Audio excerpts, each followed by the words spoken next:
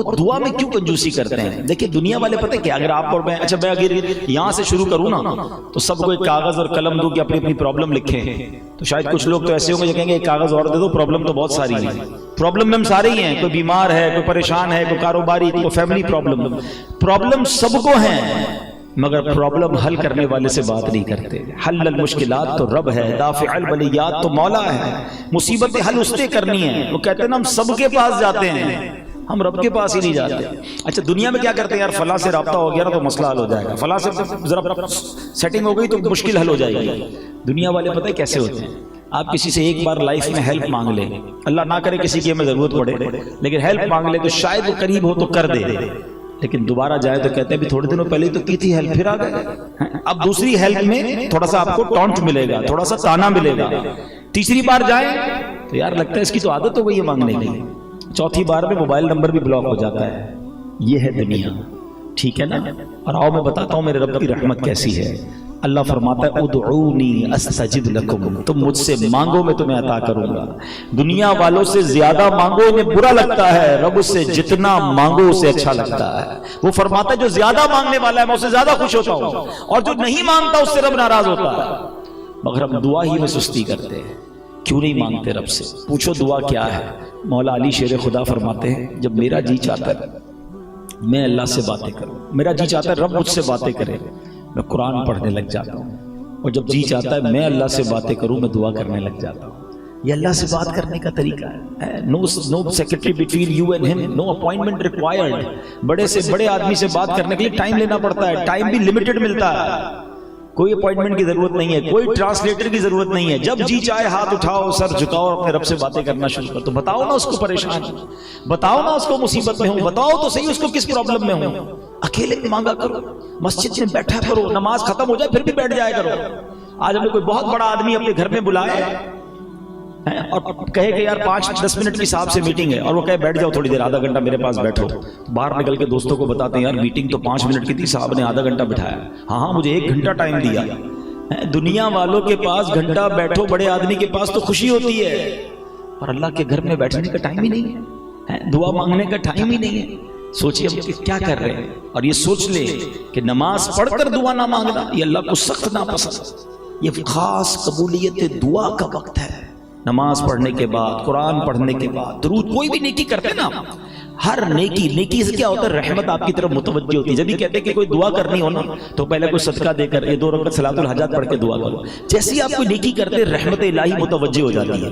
اب ہاتھ اٹھائیں، اب دعا کریں اور دل سے کریں، اللہ دلوں کے حال جانتا ہے۔ اللہ سے دعا کرنے کے لیے بہت مکفہ مسجع، بہت مشکل دعائیں یاد کرنے کی بھی ضرورت نہیں ہے، یاد ہو جائے تو ٹھیک ہے، ورنہ وہ تو دل کے حال بھی جانتا ہے۔ میں آپ کو ایک اور مشورہ دیتا ہوں، کبھی کبھی میں پریکٹس کرتا ہوں، اس لیے کبھی اللہ سے اپنی مادری زبان میں بات کرنا، ہاں کبھی آپ میمنی میں دعا کریں، آپ اگر پنجابی بیٹھے پنجابی میں دعا کریں، پشتو میرا کوئی بھائی سن رہا ہے اپنی زبان میں دعا کرو، اس کی جو کنیکٹیوٹی ہے نا وہ آپ کے دل سے نکلے گی۔ آپ پھر اکیلے میں بیٹھ کے مانگو، اور خاص طور پہ جو تہجد کا وقت ہے، دعا میں بھی کبھی کبھی دیکھیے ہمارا پرابلم کیا ہے، ابھی ماشاءاللہ محفل میں دعا ہوگی، ہمارے ہاتھ بھی اٹھیں گے، آنکھوں سے آنسو بھی نکل آئیں گے، اچھی بات ہے، لیکن جب بندہ اکیلے میں روتا ہے نا، جب کسی کو پتہ نہ ہو، میں جانوں میرا رب جانے، مجھے ایک بات بتائیں، کبھی ایسا لائف میں ہوا ہوگا آپ کے ساتھ کہ جب آپ تنہائی میں رات کو پریشان ہو کر اٹھ گئے ہوں گے، جب ماں میری بھی زندہ تھی، آپ میں سے کئیوں کی ماں چلی گئی ہوگی، جن کی ہے ان کے ساتھ ہوتا بھی ہوگا کہ ہم پریشان ہو کر ماں کے پاس جاتے تھے کہ ماں بہت تکلیف میں ہوں، پریشان ہوں، دعا کر دو۔ ماں کیا کرتی تھی؟ کیا وہ کروٹ بدل کر سو جاتی تھی کہ بیٹا تیرا مسئلہ تو حل کر؟ ماں بھی اٹھ جاتی تھی، وہ سینے لگاتی تھی، ہم سے زیادہ بے چین ہو جاتی تھی۔ مجھے بتاؤ میں رات اٹھ کر ماں کے پاس جاؤں اور آنسو بہا دوں تو ماں بے قرار ہو کر سینے لگا لے، تو اگر رات کبھی اٹھ کر تہجد میں ماں سے زیادہ پیار کرنے والے رب کے پاس جاؤں تو وہ کیوں نہ کرم کرے گا، وہ کیوں نہ مشکل آسان کرے گا۔ واٹ ایور پرابلم یو ہے، واٹ ایور کلیمٹی یو ہے، کوئی بھی مسئلہ میرے اور آپ کے لیے بڑا ہے۔ ہمارا ایک اور پرابلم پتہ ہے کیا ہے کہ ہم اپنی کلیمٹی کو، اپنی پرابلم کو کیلکولیٹر سے کیلکولیٹ کرتے ہیں کہ یار یہ تو ہو ہی نہیں سکتا، یہ قرضہ تو اتر ہی نہیں سکتا، یہ پرابلم سالو ہی نہیں ہو سکتا، کاروبار بڑا ڈیمیج ہو گیا ہے، صحت بڑی خراب ہو گئی ہے، ڈاکٹر کہتا ہے بڑا مشکل ہے، جناب فیملی میں بڑا ایشو ہے، میرا اور آپ کا ایشو ہے، میرا رب تو وہ ہے جو حضرت یوسف کو اندھیرے کنویں سے نکال کر مصر کا بادشاہ بنا سکتا ہے، جو دریائے نیل میں حضرت موسیٰ کے لیے راستے بنا سکتا ہے، جو حضرت صالح کے لیے پہاڑ سے اونٹنی نکال سکتا ہے۔ میرا رب تو وہ ہے جو حضرت سرکار دو عالم علیہ السلام کی مٹھی میں جو کنکر ہیں ان کو کلمہ پڑھوا سکتا ہے۔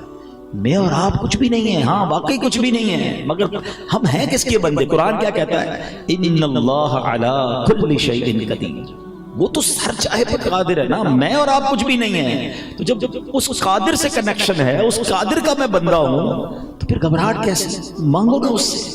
اور جب آپ یقین سے مانگتے ہو نا، ہمارا ایک اور پرابلم پتہ ہے کیا ہے؟ ہم دعا بھی مانگتے اور بلیو بھی نہیں ہوتا، چلو مانگ لیتا ہوں لیکن ہونا کچھ نہیں ہے، پہلے سے ہی مایوس ہو، کچھ نہیں ہونا۔ علماء کہتے ہیں دعا اسی کی قبول ہوتی ہے جس کو یقین ہوتا ہے، جس کو رب پر بھروسہ ہوتا ہے۔ ایک بچے کا واقعہ ہے، نوجوان کا۔ ایک گاؤں میں بارش نہیں ہو رہی تھی، تو گاؤں کے سارے لوگ جمع ہوئے کہ کئی سالوں سے بارش نہیں ہو رہی تھی، ایک قطرہ بارش کا نہیں پڑ رہا تھا، سوکھ گئے کھیت، سوکھ گئے کنویں، سوکھ گئے، بہت پریشانی تھی۔ سارے گاؤں والوں نے مل کر پلان کیا کہ دعا کرتے ہیں، بارش کے لیے دعا کرتے ہیں۔ تو ایک نوجوان آیا ہاتھ میں چھتری لے کر، سارے گاؤں والے ہنسنے لگے کہ بے وقوف آدمی، کئی سال ہو گئے ایک قطرہ بارش کا نہیں پڑا، تو چھتری لے کر آیا ہو؟ کہہ رہا مانگنے کس سے آیا ہوں؟ اللہ سے مانگنے آیا ہوں نا، بارش اسی نے دینی ہے، تو یقین میں یہ یقین لے کر آیا ہوں کہ بارش تو ہونی ہے، واپس کیا بھیگتے ہوئے جاؤں گا؟ اور علماء کہتے ہیں اسی نوجوان کے یقین کی وجہ سے دعا کے دوران اتنی بارش ہوئی کہ پورا گاؤں بھیگتے ہوئے واپس گیا، وہ نوجوان چھتری لے کر اپنی چھتری کے سائے میں گیا۔ That's belief required، وہ یقین چاہیے، آپ کتنی بڑی پرابلم میں کیوں نہ ہو نا۔ وہ کیا خوبصورت بات شاعر مشرق نے کہی نا کہ اگر آج بھی ہو ابراہیم سا ایمان پیدا، واٹ از ریکوائرڈ؟ ایمان ویسا۔ حضرت ابراہیم کا ایمان کیسا تھا؟ آگ میں کود گئے تھے نا کہ اللہ بچانے والا، اور آگ کیا ہوئی؟ باغ بن گئی نا۔ آپ کے سامنے بڑی آگ ہے، پرابلم ہے، کاروبار کا، فیملی کا، صحت کا، واٹ ایور، چاہیے کیا؟ اگر آج بھی ہو ابراہیم سا ایمان پیدا، آگ کر سکتی ہے انداز گلستان پیدا۔ وہ ایمان مل گیا نا تو آج بھی دکھوں کی آگ بھی گلزار بن جائے گی۔ تو یہ جو اس حدیث کا جو پہلا پارٹ ہے کہ دعا، خدا را ہو سکتا ہے اگلے رمضان میں ہم نہ ہوں، اس رمضان کو ہمیں اپنی زندگی کا آخری رمضان سمجھ کر گزارنا ہے تاکہ زیادہ عبادت کریں نا۔ تو بتا رہا تھا میں اسکیم اور آفر کا کہ سارا سال میں اور آپ دعا کرتے ہیں نا، یا اللہ میری دعا سن لے، میری پکار سن لے، میری توبہ قبول کر لے۔ رمضان میں آسمان دنیا سے آواز لگائی جاتی ہے، فرشتے آواز لگاتے ہیں، ہے کوئی مانگنے والا کہ اس کی دعا قبول کی جائے، ہے کوئی مغفرت کا سوالی اس کی مغفرت کر دی جائے، ہے کوئی توبہ کرنے والا اس کی توبہ قبول کی جائے۔ وہاں سے پکار ہو رہی ہے، تو ہم نے کیا کرنا ہے؟ لبیک میرے مولا میں حاضر۔ لیکن آج کل رمضان میں ایک الگ فینومنا کئی سالوں سے میں دیکھ رہا ہوں کہ کچھ لوگوں نے رمضان کو فوڈ فیسٹیول بنایا، سحری افطاری کے نام پر کبھی کدھر جا رہے ہیں، کبھی کدھر جا رہے ہیں۔ دوست ملتے بھی ہیں تو ایک دوسرے سے بات ہی یہ کرتے ہیں، ہاں بھائی آج کدھر کھانا ہے، آج کدھر چلنا ہے سحری کو۔ ارے بھائی یہ کیوں نہیں پوچھتے آج کدھر دعا میں چلنا ہے، آج کدھر عبادت کرنی ہے، آج کدھر کو مل کے قرآن پڑھیں، آج کدھر جا کے کوئی شبینہ پڑھیں، کوئی تہجد پڑھیں، کوئی نوافل پڑھیں۔ رمضان تو عبادت کے لیے آیا تھا، اس کی راتیں تو سجدوں کے لیے آئی۔ نبی پاک بستر پر نہیں آتے تھے رمضان میں، اتنی عبادت کرتے، اور ہم کیا کر رہے ہیں؟ اور عبادت کریں، دعا کریں، ایسے دوست بنا لیں کہ جہاں اچھا۔ پھر نبی پاک کا ایک اور انداز کیا تھا کہ رمضان میں خوب تلاوت کرتے، یہ نزول قرآن کا مہینہ ہے، اس میں تلاوت قرآن کریں۔ ہم میں سے کئی ایسے ہیں جن کی 5 روزہ تراویح پوری ہو گئی ہوگی، کسی کی 7 روزہ پوری ہو گئی، سمجھتا ختم، باقی آگے تراویح پڑھنے کی ضرورت نہیں ہے۔ ٹھیک ہے یہ 5 7 روزہ 10 روزہ تراویح کا ٹرینڈ، لیکن اس کا مطلب یہ نہیں کہ باقی دنوں کی تراویح آپ کو معاف ہو گئی ہے۔ تراویح سنت موقدہ ہے، وہ آپ کو آخری رمضان تک پڑھنی ہے۔ تو خدا را آفرز اور اسکیمز اور ڈسکاؤنٹ جو دیکھتے ہو نا، اللہ کرے کہ رمضان میں جو نیکیوں کی آفر بڑی ہوئی ہے نا، ہم اس پر بھی کام کریں۔ اسی حدیث میں جو اگلا جملہ تھا کہ حضور مجھ پر ایسی لعنت، وہ ہرنی کیا کہتے جو آپ کا ذکر سنے اور آپ پر درود نہ پڑھے۔ تو ہمیں جب سرکار دو عالم صلی اللہ تعالیٰ علیہ وسلم کا نام سننا ہے یا کہنا ہے، درود پاک پڑھنا ہے۔ اچھا کبھی کبھی کیا ہوتا ہے، ہم کبھی محفل میں جاتے ہیں، اجتماع میں جاتے ہیں، تو بار بار نبی پاک علیہ الصلوۃ والسلام کا نام لیا جاتا ہے، تو اس میں ہم سے کیا پرابلم ہو جاتی ہے کہ بعض اوقات ہم درود نہیں پڑھ پاتے۔ تو علماء بڑی پیاری بات فرماتے ہیں کہ آپ ایسا کریں کہ روزانہ particular time, particular quantity fix کر لیں کہ بھائی روزانہ 100 بار 200 بار، اللہ توفیق دے تو 313 بار 1200 بار درود پاک پڑھ لیں. تو اگر آپ نے کسی موقع پر نبی پاک علیہ الصلوۃ والسلام کا نام لیا یا سنا تھا اور درود نہ پڑھ سکے تو یہ اس کا آلٹرنیٹ ہو جائے گا. تو اپنی زندگی میں روزانہ درود پاک کا کوئی ٹائم رکھیں، تسبیح جیب میں رکھا کریں، فضول باتوں سے بچ کر درود پاک پڑھیں، ذکر اللہ کریں. موبائل کے ساتھ گھنٹوں گزار رہے ہیں، دوستوں کے ساتھ گھنٹوں گزار رہے ہیں، ساری رات جناب پاکستان پر ایسے بحث ہو رہی تھی جیسے سارا نظام ہم ہی چلا رہے ہیں. روز ڈالر کا ریٹ چیک کرنا ہے، روز پیٹرول کا ریٹ چیک کرنا ہے، انٹرنیشنل مارکیٹ چیک کرنی ہے، 1 روپے کا ڈالر لینا نہیں ہے، روز ریٹ چیک کرنا ہے. ٹائم بہت ہے نا، ساری ان تمام چیزوں کو چیک کر رہے ہیں جس سے لینا دینا کچھ نہیں ہے، لیکن ٹائم بہت ہے تو تمام کاموں میں فضول ٹائم ضائع کرنا ہے. اب میں سوال کروں کہ کتنوں نے اس بار کتنا قرآن پڑھ لیا ہے؟ تو قرآن پڑھنے کا ٹائم نہیں. اچھا پڑھ بھی لیا تو سمجھے گا کون قرآن؟ انڈرسٹینڈ کب کریں گے؟ اتنی زندگی گزر گئی، رب نے قرآن میں کیا فرمایا ہم اس کے لیے بھی تیار نہیں ہیں. خدا را ایسا نہ کریں. حدیث پاک میں آتا ہے وہ دل ویران ہے جس میں کچھ قرآن نہیں ہے. چیک کرو نا میرے دل میں کتنا قرآن ہے. اور قرآن یہ فرشتوں کے نازل ہونے والا کام ہے. ہاں جس گھر میں قرآن پڑھا جاتا ہے، جس آفس پہ پڑھا جاتا ہے، مبارک ہونے، اور پڑھتے رہا کرو، صرف رمضان نہیں پورا سال. جہاں قرآن پڑھا جاتا ہے نا وہ فرشتے نازل ہوتے ہیں. بلکہ قرآن کیسی شفا ہے کہ ایک بار نبی پاک علیہ الصلوۃ والسلام کی بارگاہ میں ایک شخص آیا. ذرا سنیے کہ پیارے آقا علیہ الصلوۃ والسلام کی بارگاہ میں ایک شخص آیا، اس نے کہا حضور میرے گلے میں درد ہے. تو نبی پاک علیہ الصلوۃ والسلام نے فرمایا قرآن پڑھنا اختیار کرو. ایک شخص حاضر ہوا، اس نے کہا حضور میرے سینے میں تکلیف ہے. پیارے آقا علیہ السلام نے فرمایا قرآن پڑھو. فرمایا وشفاء لما فی الصدور کہ دلوں کی صحت قرآن میں ہے. تو بلکہ قرآن کریم تو مختلف بیماریوں کی بہترین دوا ہے کہ نبی پاک علیہ السلام فرماتے ہیں خیر الدواء القرآن، یعنی بہترین دوا قرآن کریم ہے. سنن ابن ماجہ کی حدیث ہے کہ بہترین دوا قرآن پاک ہے. قرآن پاک کی آیت کون سی ہے؟ وَنُنَزِّلُ مِنَ الْقُرْآنِ مَا هُوَ شِفَاءٌ وَرَحْمَةٌ لِّلْمُؤْمِنِينَ. اور ہم قرآن میں اتارتے ہیں وہ چیز جو ایمان والوں کے لیے شفا اور رحمت ہے. پڑھیں گے قرآن تو برکتیں ملیں گی نا.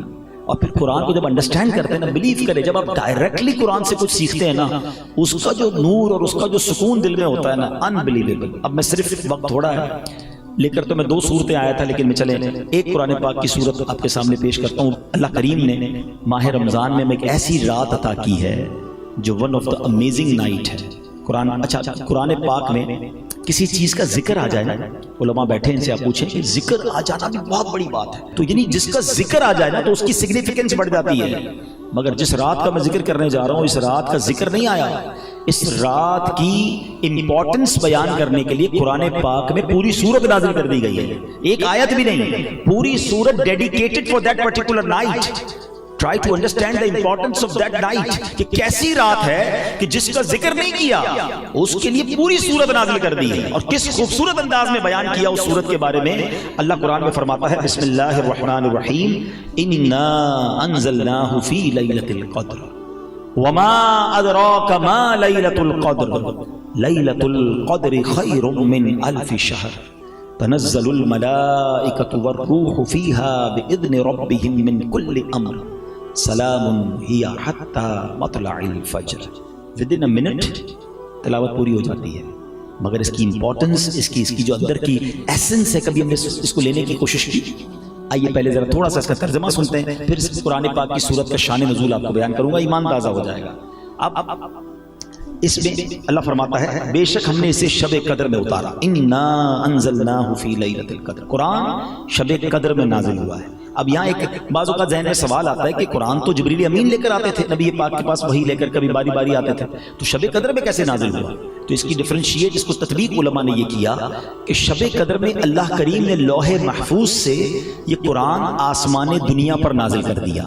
اور پھر آسمان دنیا سے 23 سال کے عرصے میں پیارے آقا کی عمر مبارک 63 سال اور 40 سال کی عمر میں پہلی ملاقات ہوئی تھی حضرت جبرائیل سے غار حرا میں. پہلی وہی آئی تھی نا. تو یہ 23 ایئرز کے اندر بتدریج پارشلی قرآن جبریل امین لے کر نبی پاک کے دل اقدس پر لے کر آئے. مگر شب قدر جو ہے یہ قرآن لوح محفوظ سے آسمان دنیا پر نازل کر دیا گیا. اچھا اب قرآن آگے فرماتا ہے وما ادراک ما لیلۃ القدر. تم نے کیا جانا لیلۃ القدر کیا؟ یہ بڑی عجیب سی بات ہے دیکھا جائے تو. قرآن ہم سے کیوں پوچھ رہا ہے؟ اے اللہ کے کلام، ہم سے سوال کیا جا رہا ہے کہ تم نے کیا جانا لیلۃ القدر کیا؟ علماء بڑی پیاری بات فرماتے ہیں کہ قرآن کا اسلوب ہے، قرآن کا ایک خوبصورت اسٹائل ہے کہ whenever Quran try to emphasize something اور try to explain something big، کوئی بڑی بات جب قرآن نے کرنی ہوتی ہے نا، جب اللہ کا کلام ہماری توجہ چاہتا ہے تو اللہ قرآن ہی میں سوال فرماتا ہے وما ادراک ما لیلۃ القدر۔ آپ نے القارعۃ ما القارعہ وما ادراک ما القارعہ، یہ اور 2-3 جگہ پر بھی موجود ہے جب قرآن خود پوچھتا ہے کہ بتاؤ یہ کیا ہے، پھر سبحان اللہ اگلی آیت میں قرآن خود ہی جواب دیتا ہے وما ادراک ما لیلۃ القدر، تم نے کیا جانا لیلۃ القدر کیا ہے؟ اب سنو اگلی آیت میں فرماتا ہے رب لیلۃ القدر خیر من الف شہر، لیلۃ القدر 1000 مہینوں سے بہتر ہے۔ اب یہاں بھی ایک سوال ذہن میں پیدا ہوتا ہے کہ 1000 مہینے جو ہیں یہ ہمارے حساب سے کوئی پرٹیکولر گنتی نہیں بنتی ہے، 83 سال اور 4 مہینے بنتے ہیں، 100 سال بتا دیے جاتے، 80 سال بتا دیے جاتے ہیں، ایگزیکٹلی 1000 مہینوں کی بات کیوں ہوئی ہے؟ سبحان اللہ، جبھی تو کہتے ہیں قرآن پڑھو اور اس کے پس منظر اس کی تفسیر ہمیں پتہ ہونی چاہیے۔ اب سنیے، ہوا یہ تھا کہ نبی پاک علیہ السلام، اس کے بہت سارے شان نزول علماء نے بیان کی، ایک بہت خوبصورت واقعہ شان نزول میں ملتا ہے کہ نبی پاک علیہ السلام نے ایک بار صحابہ کرام علیہ رضوان کے سامنے ایک بہت خوبصورت واقعہ بیان کیا۔ بنی اسرائیل کا ایک بزرگ تھے جن کا نام تھا حضرت شمعون رضی اللہ تعالیٰ۔ پیارے آقا علیہ السلام نے فرمایا کہ حضرت شمعون، میں حدیث کا خلاصہ پیش کرتا ہوں کہ ایک ایسے بزرگ تھے جنہوں نے 1000 مہینوں تک کیسے عبادت کی کہ دن کو روزے رکھے، رات قیام میں گزاری اور اللہ کی راہ میں جہاد بھی کرتے تھے، اور بڑے اسٹرانگ تھے، ویری ٹو مچ پاورفل۔ اچھا، اب ان کی جو دشمن تھے نا وہ پریشان ہو جاتے تھے، جو کفار تھے وہ لڑتے تھے، سب کو گرا دیتے تھے، اب کوئی چال چلتی نہیں تھی ان کی۔ تو ان ظالموں نے کیا کیا، آپ کی بیوی کو لالچ دے کر، پیسوں کا لالچ دیا کہ کسی طرح ہمیں یہ گرفتار کروانے میں مدد کرو۔ بیوی لالچ میں آ گئی، اس مکار عورت نے کیا کیا، اپنے شوہر کو حضرت شمعون کو رات کو رسی سے باندھ دیا کہ صبح اٹھیں گے تو میں کافروں کو بلا کر حوالے کر دوں گی۔ اب جب رسیوں سے باندھا اور وہ لوگ آنے سے پہلے حضرت شمعون کی آنکھ کھلی، انہوں نے اپنے آپ کو رسیوں میں بندھا دیکھا تو ہاتھ ہلایا تو رسیاں ٹوٹ گئیں۔ فرمایا اللہ نے تو مجھے بہت طاقت دی ہے، رسیاں کیا میرا بگاڑیں گی؟ کہتی نہیں حضرت، میں تو آپ کی طاقت چیک کر رہی تھی۔ ٹھیک ہے، دوسرے دن اس عورت نے رات کو زنجیروں سے باندھ دیا کہ اب کیسے نکلیں گے۔ آپ صبح اٹھے، ہاتھ ہلایا تو زنجیریں ٹوٹ گئیں۔ عورت کہتی میں تو آپ کی طاقت چیک کر رہی تھی، آپ نے کہا مجھے اللہ نے بڑی طاقت دی ہے سوائے میرے بالوں کے۔ اب یہاں اس حضرت شمعون کی زبان سے یہ نکل گیا، پہلے کی جو شریعت تھی نا اس میں بڑے بال رکھنے کی مردوں کو اجازت تھی۔ ہم نبی پاک کے امتی ہیں، ہماری شریعت میں مرد کو کندھے سے نیچے بال رکھنا حرام ہے، یاد رکھیے گا، اور عورتوں کو کاندھے سے اوپر بال رکھنا حرام ہے۔ یا الٹا ہو گیا، مرد کے بال اتنے بڑے بڑے ہونے لگ گئے، پونیاں باندھتے ہیں مرد، اور عورتیں اتنے چھوٹے بال کرا رہی ہیں کہ جناب پتہ ہی نہیں چلتا۔ کبھی کبھی تو کوئی بندہ جا رہا ہو اتنے بڑے بال ہوتے لگتا ہے کوئی خاتون جا رہی ہے، جب پیچھے مڑ کے دیکھتے پتہ نہیں آ رہی تو مرد ہے یہ۔ کیوں کرتے ہیں ایسا؟ مسلمان ہیں، ہماری کوئی پہچان ہے، اور جو شریعت کا حکم ہے اس پر عمل کریں۔ بہرحال حضرت شمعون کو اس عورت نے رات کو انہی کے بالوں سے باندھ دیا۔ اب آپ صبح اٹھے تو اپنے آپ کو چھڑا نہیں سکے۔ اب ان ظالموں نے کیا کیا کہ آپ کو بڑی بے دردی سے شہید کیا، آپ کو کاٹا، آپ کے ٹکڑے ٹکڑے کیے۔ اب جب آپ کو شہید کیا نا تو اللہ کی غضب کی ایسی بجلی نازل ہوئی کہ جتنے یہ قتل کرنے والے تھے سب کے سب، ان کی بیوی سمیت سب راکھ ہو گئے۔ اچھا، اب یہ واقعہ نبی پاک علیہ السلام نے صحابہ کے سامنے سنا، میں نے بھی آپ کے سامنے سنایا۔ آپ کے ذہنوں میں کیا بات آ رہی ہے؟ ہمارے ذہنوں میں کیا بات آتی ہے؟ یار یہ بزرگ کتنے بڑے بزرگ تھے، کتنی محنت کی اور کیسے ظلم کے ساتھ شہید ہوئے۔ واقعی یہ تو ہے، مگر صحابہ کرام کا سوچنے کا انداز ہی نرالا تھا۔ کیا خوبصورت مائنڈ سیٹ تھا۔ کہتے ہیں حضور یہ پچھلی قوم کے لوگ تو ہم سے آگے بڑھ گئے، 83 ایئرز اور 4 مہینے تو روزے رکھے انہوں نے، رات عبادت کی، جہاد بھی کیا، شہید بھی ہو گئے، ان کی عمریں اتنی بڑی تھی، یہ تو ہم سے آگے بڑھ گئے، اور ہم تو اتنی عمر ہی نہیں ہماری، ہم تو پیچھے رہ جائیں گے، ان کی نیکیاں ہم سے زیادہ ہیں۔ یہ ہے مائنڈ سیٹ صحابہ کرام کا۔ ہم جنرل سوسائٹی میں آتا ہوں، ہمیں لگتا ہے میں تو پیچھے رہ گیا، جنرل سوسائٹی میں تو میرا گھر ہی نہیں ہے، میں تو فلیٹ میں رہتا ہوں، اپنی گاڑی کے ساتھ کوئی بڑی گاڑی لگ جائے تو لگتا ہے میری گاڑی چھوٹی، یہ اصل گاڑی تو یہ ہے۔ کسی کی گھڑی دیکھے تو پریشان، کسی کا موبائل دیکھے تو پریشان، کسی کی فیکٹری دیکھے تو پریشان، ہم اسی میں مر گئے۔ کسی کے گھر دعوت میں جاؤ تو ہمارے گھر میں جھگڑا شروع ہو جاتا ہے، کیوں بھائی اس کا ڈرائنگ روم میں دیکھا کیسے صوفے لگے تھے، تم تو لگاتے ہی نہیں ایسے صوفے، دیکھو بچے کی شادی میں کتنا بڑا فنکشن کیا، تم تو کرتے ہی نہیں ہو، بندہ بولے میں گھر دعوت میں لے کر گیا، جھگڑا میرے گھر میں شروع ہو گیا۔ اس چکر میں رہیں گے تو کبھی بھی خوش نہیں ہوں گے۔ کیا خوبصورت مائنڈ سیٹ تھا صحابہ کا کہ حضور نیکیوں میں آگے بڑھ گئے۔ ایسا ہی ایک اور واقعہ آپ کو سناتا ہوں، اللہ کرے کہ کمپٹیشن کرنا ہے نا، آؤ کرتے ہیں نا، نیکیوں میں کرو نا۔ مال کا کمپٹیشن، نعمتوں کا کمپٹیشن کبھی بھی ختم نہیں ہوگا. آپ کروڑپتی ہیں، آپ کو ارب پتی نظر آ جائے گا. آپ ارب پتی بن بھی گئے تو خرب پتی نظر آ جائے گا. لوگوں کے اپنے جہاز ہیں، اپنے آئرلینڈ ہیں، کدھر تک دوڑو گے؟ ہر بار آپ کو آپ سے اوپر والا کوئی مل جائے گا، آپ ٹینشن نہیں رہو گے. اچھا اس پرابلم سے پتہ ہے ایک اور پرابلم کیا ہو رہی ہے؟ ہم انجوائے نہیں کر رہے اپنی لائف کو. جو ہماری لائف ہے نا اس کو تو انجوائے نہیں کر رہے کیونکہ دوسرے کی دیکھ کے اپنی لائف ہی بری لگ رہی ہے. حالانکہ اللہ نے کروڑوں سے اچھا مجھے بنایا. ایک بار کیا ہوا، غریب صحابہ، مہاجرین جو تھے نا وہ غریب تھے، انصار بڑے ویل آف تھے کیونکہ وہ تو پہلے سے مدینے میں رہتے تھے. مہاجرین مکے سے ایمٹی ہینڈڈ مدینے گئے تھے. تو مہاجرین صحابہ نبی پاک کے پاس آئے. Look at the way of talk. اور ان کی تھنکنگ کیا تھی؟ کہتے حضور وہ عرض آپ سے کرنے آئے تھے. حدیث کا خلاصہ فرماؤ کیا کہنا ہے، کہیے کیا کہنا ہے. نبی پاک فرماتے کہ حضور مسئلہ یہ ہے کہ یہ جو انصار صحابہ ہیں نا، نماز ہم پڑھتے ہیں، نماز یہ بھی پڑھتے ہیں، روزہ ہم رکھتے ہیں، روزہ یہ بھی رکھتے ہیں، لیکن حضور یہ صدقہ کرتے ہیں ہم تو نہیں کر سکتے. یہ پیسے والے ہیں نا، یہ اللہ کی راہ میں خرچ کرتے ہیں ہم تو نہیں کر سکتے، ہم پیچھے رہ گئے نیکیوں میں. انہوں نے یہ نہیں کہا کہ حضور ان کے گھر اچھے ہیں ہمارے گھر اچھے نہیں ہیں، ان کے پاس پیسے ہیں ہمارے پیسے نہیں، ان کے کپڑے مہنگے ہمارے کپڑے نہیں حضور وہ صدقہ خیرات کرتے ہیں پیسوں سے، ہم ہیں غریب. تو نبی پاک علیہ السلام نے پتہ کیا فرمایا کہ آپ پیارے آقا کی تربیت بھی دیکھو. فرمایا ایسا کرو، میں تمہیں ایسا وظیفہ نہ بتا دوں کہ جب تم وہ وظیفہ پڑھ لو وہ عمل کر لو تو جو تم سے آگے نیکیوں میں تم ان کے برابر ہو جاؤ. کہ حضور ضرور بتائیے. پیارے آقا نے فرمایا 33 بار سبحان اللہ، 33 بار الحمدللہ، 34 بار اللہ اکبر پڑھ لیا کرو. جو نیکیوں میں تم سے آگے نا تم اس سے برابر ہو جاؤ گے. They become happy. پیسے لینے تو آئے نہیں تھے، ثواب کا کمپٹیشن تھا، خوشی خوشی واپس چلے گئے. اب سنو تھوڑی دیر بعد پھر آئے. کہتے حضور مسئلہ ہو گیا ہے. فرمایا کہو کیا کہتے ہو؟ کہ حضور جو آپ نے ہمیں وظیفہ بتایا نا وہ انہوں نے بھی سن لیا ہے، وہ انصار صحابہ نے بھی سن لیا ہے، اب وہ پیسے والے بھی ہیں وظیفہ بھی کر لیں گے. اب نبی پاک بہت مسکرائے. حدیث کے الفاظ ہیں پیارے آقا بہت مسکرائے اور فرمایا ذالک فضل اللہ یؤتیہ من یشاء. یہ اللہ کا فضل ہے، اللہ جسے عطا فرمائے. لیکن اس واقعے کے تحت جو علماء نے ڈیبیٹ کی ہے، اللہ اکبر، اتنی خوبصورت ڈیبیٹ ہے کہ کیا مائنڈ سیٹ تھا، کیا نیتیں تھیں. اونلی ثواب چاہیے تھا، کمپٹیشن تھا نیکیوں کا. بچپن سے ایک واقعہ ہم سن رہے ہیں مگر اس کا ایسنس کب لوگے کہ حضرت عمر نے کیا کہا تھا غزوہ تبوک کے موقع پر کہ میں ویل آف ہوں، پیسے اچھے ہیں، آج ابو بکر سے آگے بڑھ کے دکھاتا ہوں.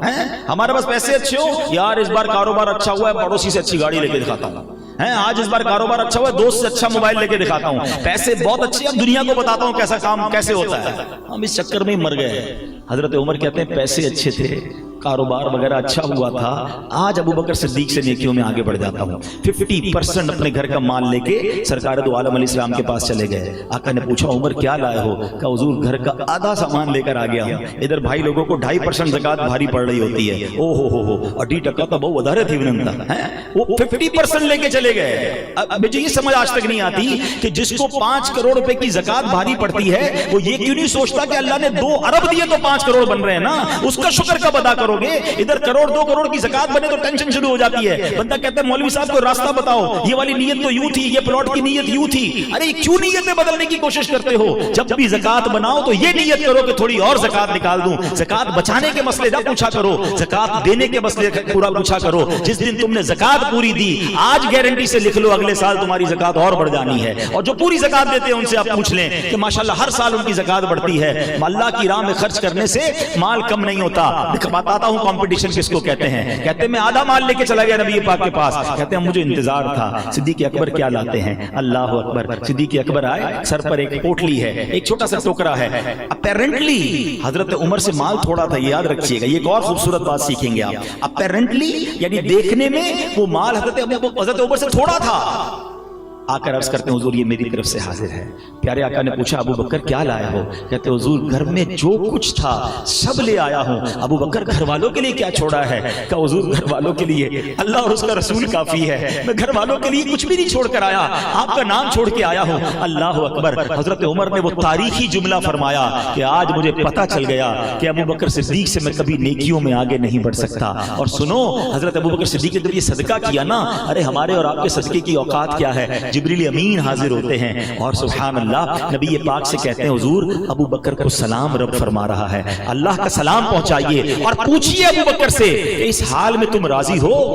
سیدنا ابو بکر صدیق سے نبی پاک نے پوچھا ابو بکر تم اس حال میں راضی ہو؟ رب کا سلام آیا ہے۔ آپ زاروں کتار رونے لگے، سنگل پینی نہیں تھی۔ آج ہمارا چھوٹا سا نقصان ہو جائے اللہ سے شکوے، موڈ آف، فیملی سے جھگڑا شروع ہو جاتا ہے۔ کیا ہوا بھائی؟ مارکیٹ ڈاؤن ہو گئی ہے۔ اب تو سنا ہے کئی فیملیز پہلے مارکیٹ کا ریٹ چیک کرتی پھر اپنے شوہر سے بات کرتی ہیں، نانا آج گال نہیں کرنی، مارکیٹ بہت ڈاؤن ہے، پاکہ جواب صحیح نہیں میرے۔ ہمارا یہ حال ہو گیا ہے کہ ہم تو اپنے گھر والوں سے ہمارا موڈ آف کر دیتے ہیں۔ حضرت ابو بکر صدیق کے پاس 1 روپیہ نہیں ہے اور رب پوچھ رہا ہے کہ ابو بکر تم رب سے راضی ہو؟ آپ زاروں کتار رونے لگے، کہتے میں اپنے رب سے کیسے ناراض ہو سکتا ہوں؟ اچھا حضرت ابو بکر صدیق نے کیا کیا تھا پتہ ہے؟ اتنا کلین سویپ کیا تھا اپنے گھر کو کہ سارا سامان تو دے دیا، اپنے بٹن بھی راہ خدا میں دے دیے، کانٹے لگائے ہوئے تھے۔ تو جو جبریل امین آئے تھے نا پیارے آقا کے پاس رب کا سلام لے کر، انہوں نے کرتے پر کانٹے لگائے ہوئے تھے۔ نبی پاک نے پوچھا اے جبریل یہ کیسا لباس پہنا ہے؟ سنو جبریل امین کہتے حضور میں نے نہیں، اکیلے نے نہیں، آسمان پر جتنے فرشتے ہیں نا، آج اللہ کو ابو بکر کی ادا ایسی پسند آئی ہے کہ آسمان پر جتنے فرشتے ہیں حضور سب نے ایسا لباس پہنا ہے۔ ارے یہ تھے وہ لوگ جن کا کمپٹیشن تھا۔ میں آپ سے پوچھتا ہوں، تمہیں پجیرو دیکھ کر، تمہیں V8 دیکھ کر، مرسیڈیز دیکھ کر تو لگتا ہے میرے پاس کب آئے گی؟ تمہیں تہجد گزار دیکھ کر کیوں نہیں لگتا کہ میں تہجد گزار کب بنوں گا؟ تمہیں حافظ قرآن دیکھ کر کیوں نہیں لگتا کہ یار عمر دونوں کی ایک ہے، اس کے سینے میں پورا قرآن ہے اور مجھے قرآن پڑھنا نہیں آتا؟ یہ والا کمپٹیشن کیوں یاد نہیں آتا؟ ہمارے اپنے آفس پر ہم کاروبار میں بیٹھے ہوتے ہیں، ہمارا اکاؤنٹنٹ، ہمارا پیون، ہمارا کام کرنے والا کھڑا ہو کے نماز کے لیے جاتا ہے، ہم بیٹھے رہ جاتے ہیں اور ہماری نماز قضا ہوتی ہے۔ اس کو دیکھ کر یہ خیال کیوں نہیں آتا کہ یار یہ جنت کی طرف جا رہا ہے اور میں نمازی کیوں نہیں بن پا رہا؟ اپنی ایج کے علماء اور مفتیان کرام کو دیکھ کر کیوں خیال نہیں آتا کہ یار یہ بھی 40 سال کے، میں بھی 40 سال کا، یہ عالم بن گئے، یہ مفتی بن گئے، یہ جنت کی طرف جا رہے ہیں، میں پیچھے رہ گیا؟ ہماری تو کمپٹیشن ہی دنیا بن گئی ہے۔ خدا را ایسا نہ کرو۔ اور صحابہ کرام کا لیلۃ القدر کے لیے اب سنو، باقی کی طرف پھر آتا ہوں، ورنہ اس موضوع پر تو بہت ساری باتیں میرے پاس کہنے کے لیے۔ کیا کہا حضور؟ پچھلی قوم والے تو آگے بڑھ گئے، حضرت شمعون کی 1000 مہینوں کی عبادت، ہماری تو عمر ہی تھوڑی ہے۔ ہائے ہائے، میرے آقا علیہ الصلوۃ والسلام کے دل پر رنج گزرا، قلب پر حزن گزرا، اور رب کو یہ کب گوارا ہے کہ حبیب پاک کے دل پر غم گزرے؟ جبریل امین آتے ہیں، کہتے حضور غمزدہ نہ ہو، آپ کے رب نے آپ کی امت کو ہر سال ایک رات ایسی دے دی ہے کہ جو اس رات میں عبادت کرے گا وہ حضرت شمعون کی 1000 مہینوں کی عبادت سے آگے بڑھ جائے۔ لیلۃ القدر خیر من الف شہر۔ اور سنو، لیلۃ القدر 1000 مہینوں کے برابر نہیں کہا رب نے، خیر من الف شہر، اور اس سے بہتر افضل ہے۔ علماء کہتے ہیں رب جانے، اس کی عطائیں جانے کہ 1000 مہینوں سے کتنے بہتر ہیں۔ اچھا اس رات ہوتا کیا ہے؟ تنزل الملائکۃ والروح فیہا باذن ربہم من کل امر سلام ہی حتی مطلع الفجر۔ جبریل امین اور جناب فرشتے اللہ کا حکم لے کر آتے ہیں اور سلامتی ہوتی ہے صبح تک۔ تو یہ رات ہر سال ہمیں عطا کی گئی ہے۔ میں نے تفصیل اس لیے بیان کر دی کہ be ready for that night, تیار ہو جاؤ اس رات کو حاصل کرنے کے لیے۔ اور بہترین طریقہ کیا ہے اس رات کو حاصل کرنے کا؟ سبحان اللہ، تو بہترین طریقہ تو اعتکاف ہے۔ یہ جو 10 دن کا اعتکاف ہوتا ہے نا آخری عشرے کا، اس کا ایکچولی موٹیو کیا ہوتا ہے، اس کا گول کیا ہوتا ہے؟ الٹیمیٹ گول یہ ہے کہ کسی طرح لیلۃ القدر کو حاصل کر لیا جائے۔ اب بندہ جب ہے ہی اعتکاف میں تو ساری رات 10 کے 10 دن اعتکاف میں اس کو لیلۃ القدر مل ہی جائے گی۔ اچھا پھر اللہ کی اور مہربانی دیکھو کہ یہ نہیں فرمایا کہ پورے سال میں کوئی بھی رات لیلۃ القدر ہوتی ہے، ہمیں 365 راتوں میں عبادت کر کے ڈھونڈنا پڑتا تھا۔ یہ بھی نہیں فرمایا کہ رمضان کی کوئی رات ہوتی ہے، اور نیرو سرچ کر دی گئی ہے۔ حدیث میں فرمایا آخری عشرے کی تاک راتوں میں سے ایک رات لیلۃ القدر ہے، 21ویں، 23ویں، 25ویں، 27ویں یا 29ویں۔ اب ان 5 راتوں کو پلیز ٹارگٹ کر کے رکھیں۔ میں اور آپ 83 سال 4 مہینے عبادت نہیں کر سکتے، نارملی جیتے بھی نہیں ہیں اتنا، اور 83 سال کے روزے، 83 سال کی رات کی عبادت، اور اللہ کی راہ میں جہاد کر کے شہید ہونے والے حضرت شمعون تھے نا، ان سے زیادہ ثواب مل سکتا ہے۔ تو اب بتائیں کیسی اسکیم ہے، کتنا پریپیئر ہونا چاہیے۔ مگر ہم نے تو آخری عشرے عید کی شاپنگ کی پلاننگ کی بھی ہوتی ہے۔ تو یہاں میں یہ مشورہ دوں گا اگر ہو سکے تو اعتکاف میں بیٹھیں، لیکن اب اعتکاف میں بھی ایک نیا ٹرینڈ شروع ہو گیا ہے، یہ اسمارٹ فون ساتھ جاتا ہے اعتکاف میں، 4 دوست بھی ساتھ جاتے ہیں تو پتہ چلا بیٹھے تو اعتکاف میں الٹا اور فضول باتیں کر کے گناہ لے کر آ رہے ہیں۔ یاد رکھیے گا مسجد میں جب بھی جائیں نا فضول باتوں سے بچنا ہے۔ احادیث میں مضمون ملتا ہے مسجد میں فضول بات کرنا آپ کے نیکیوں کو اس طرح کھا جاتا ہے جیسے آگ لکڑی کو کھا جاتی ہے۔ فرمایا مسجد میں کہا قبر میں اندھیرا لاتا ہے تو نہ ہنسنا ہے نہ مسجد میں فضول باتیں کرنی. اب آتے ہیں کہ لیلۃ القدر کی رات جبریل امین زمین پر تشریف لاتے ہیں فرشتوں کے ساتھ اور عبادت کرنے والوں سے مصافحہ کرتے ہیں. اور فرمایا حضرت پیارے آقا علیہ السلام نے پوچھا ہے جبریل اس رات اور کیا ہوتا ہے؟ یعنی عرض کرتے ہیں حضور سب کی بخشش ہو جاتی ہے. حدیث پاک کا خلاصہ سوائے 4 قسم کے لوگوں کے. اب آپ سوچیں کہ لیلۃ القدر بھی کچھ لوگ ایسے ہوں گے جن کی بخشش نہیں ہوگی. وہ کون 4 ہیں؟ فرمایا شراب کا عادی، ماں باپ کا نافرمان، رشتے داری کاٹنے والا اور عداوت رکھنے والا، مسلمانوں کے درمیان دوریاں کرنے والا، ایک دوسرے کے ساتھ تعلق ختم کرنے والا. ٹرائی ٹو انڈرسٹینڈ، ایسی مبارک رات بھی یہ 4 قسم کے لوگ نہیں بخشے جائیں گے. اب شراب کا عادی، خدا نہ خواستہ اگر میرا کوئی بھائی یہاں مجھے سن رہا ہے انٹرنیٹ پر سنے گا، خدا را توبہ کر لو. اچھا آپ ان 4 جرموں کی امپورٹنس سمجھے کتنے بڑے جرم ہیں. آپ نے شب برات کے بارے میں بھی سنا ہوگا کہ قبیلہ بنو کلب کی بکریوں کی تعداد کے مطابق مسلمان بخشے جاتے ہیں، گناہگار بخشے جاتے ہیں، مگر کچھ لوگ نہیں بخشے جاتے. آپ کو وہاں بھی یہ لوگ نظر آئیں گے. شرابی وہاں بھی نہیں بخشا جاتا، ماں باپ کا نافرمان وہاں بھی نہیں، رشتے داری کاٹنے والا ادھر بھی نہیں بخشا جاتا. اس کا مطلب یہ کتنے بڑے گناہ ہیں مگر کسی کو احساس ہی نہیں ہے. اب تو سنا ہے شادیوں میں کولڈ ڈرنک کی طرح شراب پی جاتی ہے. اچھا شراب پیتے نہیں ہے تو کہتے ہیں میں تو بیٹھتا ہوں دوستوں کے ساتھ، کمپنی دیتا ہوں. آپ کو پتا ہے میرے آقا علیہ السلام نے 10 قسم کے لوگوں پر لعنت ایک ہی حدیث میں فرمائی ہے. مفتی صاحب بیٹھے، شراب پینے والا، پلانے والا، اٹھانے والا، بیچنے والا، لانے والا، یعنی ہر کیٹیگری پر لعنت فرما دی. اور ہم کہتے ہیں میں بیٹھتا ہوں، ادھر بیٹھتا ہوں جدھر رب کی لعنت برس رہی ہے. ذرا سوچے نا کیسی گیدرنگ میں بیٹھتے ہیں. جتنے شرابی، جواری، چور، اچکے، غلط کام کرنے والے جتنے آپ کو مل جائیں پوچھ لو ان سے یہ عادت کدھر سے ملی ہے. گھر والے تھوڑی سکھاتے ہیں. یہ وہی گیدرنگ ہے جو شرابی بناتی ہے، جو نشئی بناتی ہے، جو چور بناتی ہے، جو غلط کاموں کی طرف لے جاتی ہے. سارے کام نارملی بری دوستوں سے ملتے ہیں مگر ہم کہتے ہیں نہیں میں بہت پکا ہوں، آؤ تو خالی یہاں تو میں تو صرف کمپنی دیتا ہوں. مجھے بتاؤ نا کبھی ایک فرسٹ گراؤنڈ فلور پر آگ لگ جائے تو فرسٹ فلور پہ کوئی رہتا ہے؟ بلڈنگ فوراً خالی کرتے ہیں کہ نہیں یار یہ آگ اوپر بھی آ جائے گی. جہاں لعنت برس رہی ہے، جہاں رب ناراض ہو رہا ہے ان کے ساتھ بیٹھے ہوئے. Please try to change your company. میں آپ کو ایک اور بات بتاتا ہوں، یہ ہمارا سالانہ مسئلہ ہے. ہر سال تقریباً مسجد نماز پڑھنے لوگ لگ جاتے ہیں.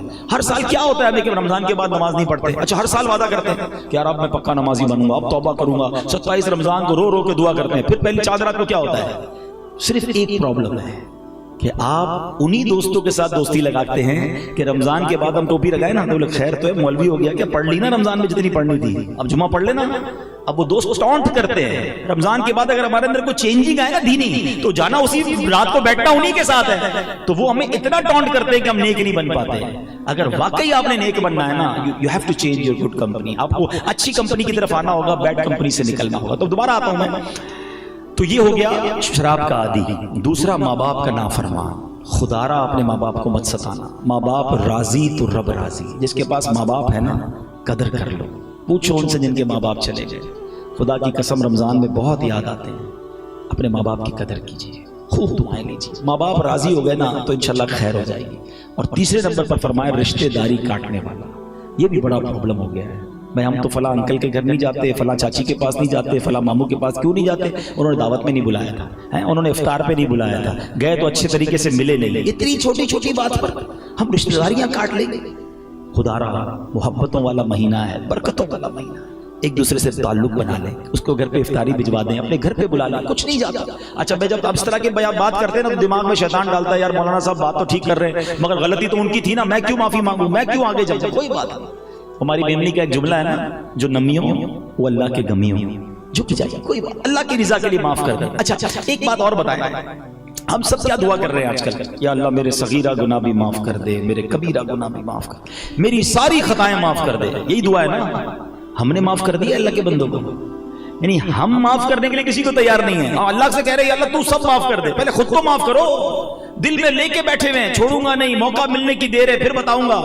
سارے ریونج دل میں، اور اللہ سے کہہ رہے ہیں اللہ تو مجھے سارے گناہوں کو معاف فرما دے. ارے مزہ اس میں کہ آپ سب کو معاف کرے پھر اللہ سے کہیں کہ یا اللہ مجھے معاف کر. میں بندہ ہوں نا، میں جو کر سکتا تھا میں نے کر دیا. جس نے بھی میرا دل دکھایا، جس نے بھی مجھے تکلیف دی، میرے سب کو معاف کیا. اے کریم اب تو مجھے معاف فرما دے. کاش یہ ذہن ہمارا بن جائے. جس دن آپ کا یہ ذہن بن گیا نا معافی کا، درگزر کا. اچھا نعتیں سب سنتے ہیں، سلام اس پر کہ جس نے گالیاں سن کر دعائیں دیں، سلام اس پر کہ جس نے خون کے پیاسوں کو قبائیں دیں، دشمن آ جائے تو چادر بھی بچھا دیتے ہیں. سب جھوم جھوم کر سنتے ہیں اور ہم نہیں چھوڑیں گے. بولا کیسے میرے سامنے؟ اچھا ہم نے معاف بھی نہیں کرنا، گزر بھی نہیں کرنا اور باتیں بڑی بڑی کرنی ہیں. آپ اس کی کانسیکوینسز سمجھ جائیں کہ رشتہ داری کاٹنے والا شب قدر کو نہیں بخشا جائے.